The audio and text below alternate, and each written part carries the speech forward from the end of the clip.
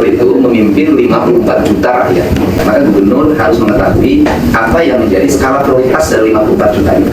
Kalau bicara persoalan bahwa hari ini terjadi penurunan kualitas ekonomi yang dialami oleh pengusaha hotel, kemudian pengusaha bis, sopir, jasa pariwisata, saya juga boleh ngomong, selama ini juga selama bertahun-tahun ada ratusan ribu orang tua yang mengalami penderitaan, lebih dari jumlah karyawan. Tapi harus tahu ya, kasus Depok itu ada anak yatim yang meninggal.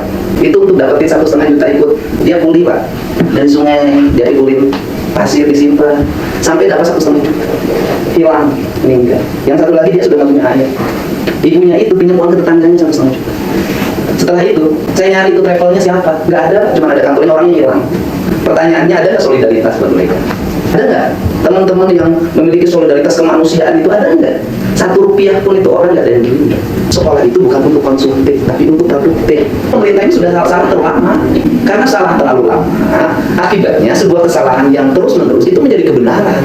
APBD yang kami alokasikan yang biasanya untuk pemborosan, kemudian dirubah untuk satu, membebaskan anak Jawa Barat dari pungutan sekolah.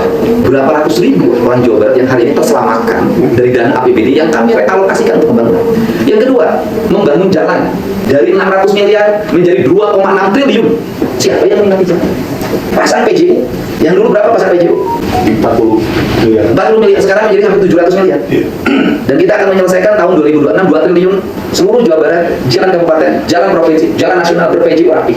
Artinya ada investasi nih yang lagi dilakukan oleh Gubernur Jawa Barat untuk kepariwisataan yang profesional, bukan kepariwisataan yang studi tour, kemudian judulnya studi tour tapi di dalamnya piknik. Gubernur yang pertama yang membuat kebijakan pembebasan pajak sampai jasa harganya, kan saya bagian meringankan siapapun. Kalau mau industri angkutan yang mobilnya mati, hidup lagi, saya telepon saya mobil saya mati, sekarang hidup lagi. Yang tunggakan 20 juta itu berubah menjadi 2 juta. Bukankah itu kebijakan yang membantu dunia angkutan darat? Siapa yang berani ngomong di tengah-tengah larangan odol? Saya ngomong, saya bilang, odol ini problem akut dari apa? Beratnya beban yang dialami oleh para sopir, sehingga mereka kalau tidak naikkan beban kendaraannya nggak dapat.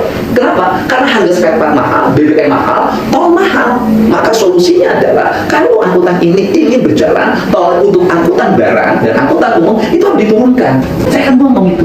Gitu. Artinya dari sisi cara berpikir gagasan saya ngomong, tapi akhirnya tidak semua juga. Kalau kebijakan saya ini terujuk-ujuk merugikan pengusaha bis, kebijakan saya ini ujuk-ujuk merugikan pengusaha angkutan, enggak juga. Ada kebijakan saya, cuman bedanya kalau yang merugikan melahirkan gelombang demonstrasi, kalau yang menguntungkan diem.